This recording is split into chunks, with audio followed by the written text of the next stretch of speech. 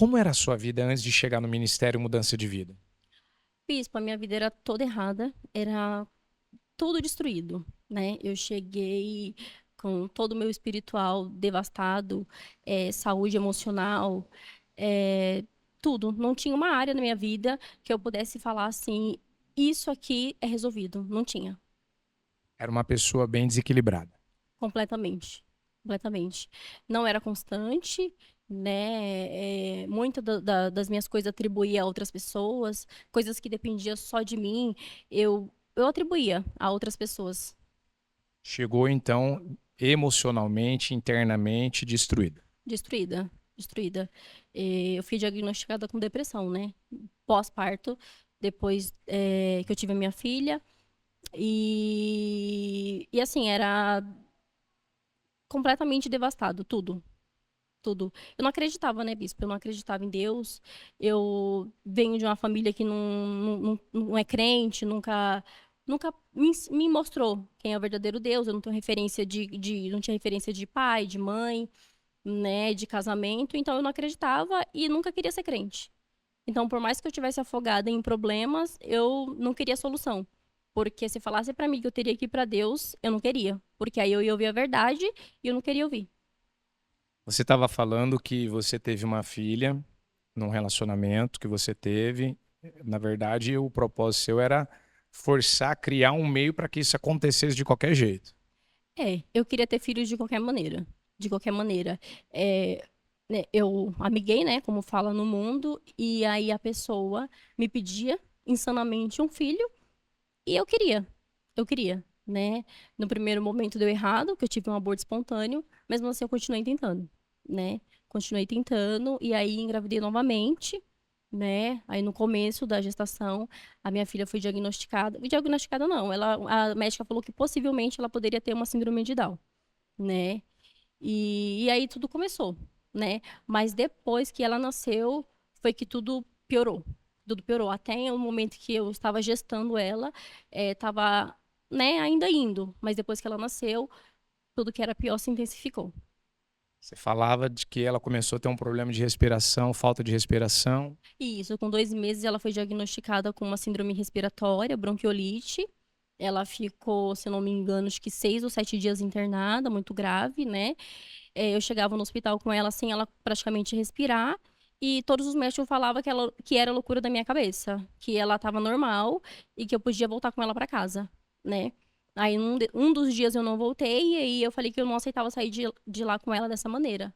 Aí quando trocou o plantão, né? Aí o médico falou que ela realmente estava muito grave e que precisaria ser internada. E aí nesse momento foi que eu fiz um voto com Deus, né? Que se ele desse a oportunidade da minha filha viver, eu ia entregar minha vida para ele acima de qualquer coisa e eu não ia desviar mais do caminho, que eu iria fazer tudo o que eu podia para estar na presença de Deus. E aí, né, Deus é um Deus de milagre. Em 5 minutos eu tive a resposta do médico depois dessa oração e o médico falou que ela poderia já ir pro quarto. Que ela ainda estava grave, mas que poderia ir pro quarto porque ela não estava com nenhuma bactéria.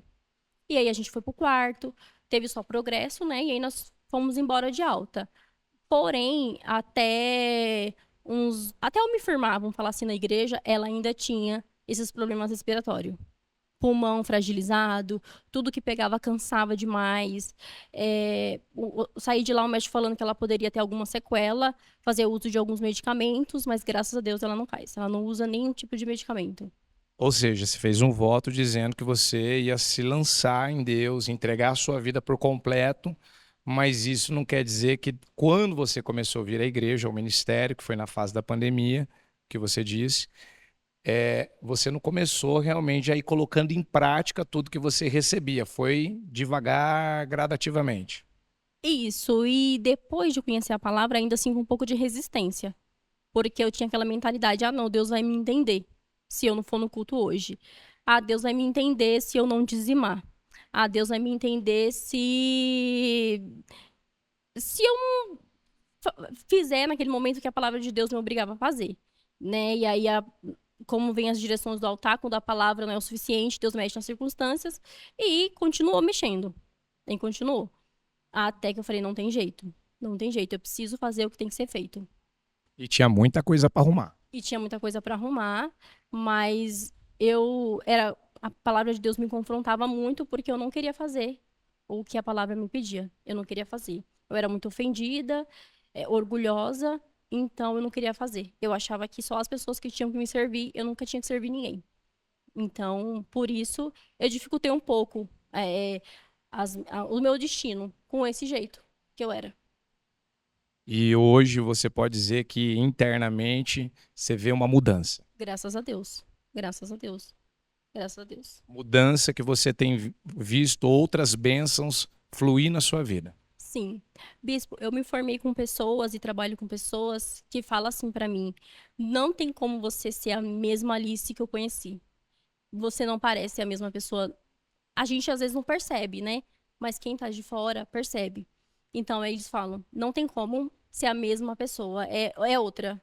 É outra. E eu falo: isso daqui é Jesus Cristo, sem ele não seria possível. Porque eu era, assim, muito diferente do que eu sou hoje. Muito mesmo. Quem me conheceu antes, até a minha família fala, até me chamam de doida hoje, né? Porque tudo pra mim, não, é Deus, eu tenho que ungir, e é isso. E toda vez que alguém, assim, mais próximo de mim, que eu tenho convivência, tem algum problema, eles sempre vêm pra mim, né? Acho que eles vê a vida que eu vivo hoje, né? E aí eu falo, vamos pro Ministério de Mudança de Vida, vamos ouvir a bispa.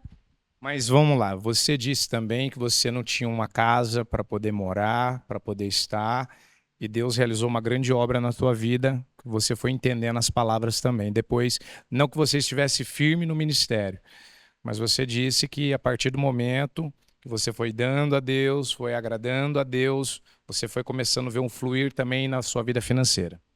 Isso, eu precisava de uma casa para morar com a minha filha, só que o meu salário na época era muito baixo, era muito pouco.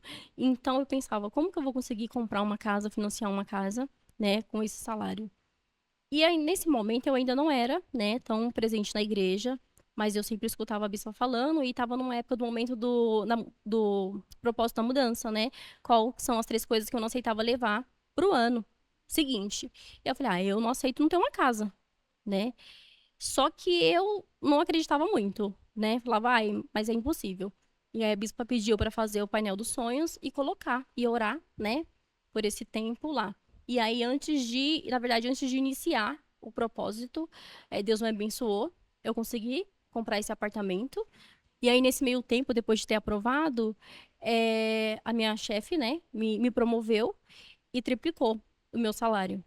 Então, o que eu ganhava, que não daria nem supostamente a pagar a parcela, né? Agora daria e ainda sobraria.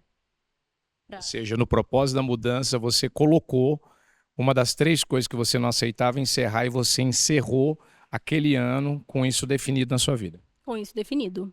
Com isso definido. E que se eu tivesse pedido outras coisas junto, eu teria realizado outras coisas. Mas a gente tem a mente pequena quando a gente não conhece a palavra de Deus, então a gente acha que não é capaz, que não dá. Ou quando Deus realiza uma coisa, a gente fala, isso daqui já é o máximo que eu posso. E aí você também disse que você tem crescido na área que você trabalha, tem sido honrada, promovida, abençoada. Isso. Hoje, né, eu posso dizer que eu sou o braço direito da minha coordenadora, que eu trabalho num hospital. Então, toda reunião que tem referente ao hospital, até de gasto, tudo, eu estou envolvida nas reuniões, né? Inclusive, ela pede até para que eu deixe sugestões na reunião, que eu fale. Então, assim, Deus tem me honrado muito. Muito mesmo. Tá abençoada. Abençoada.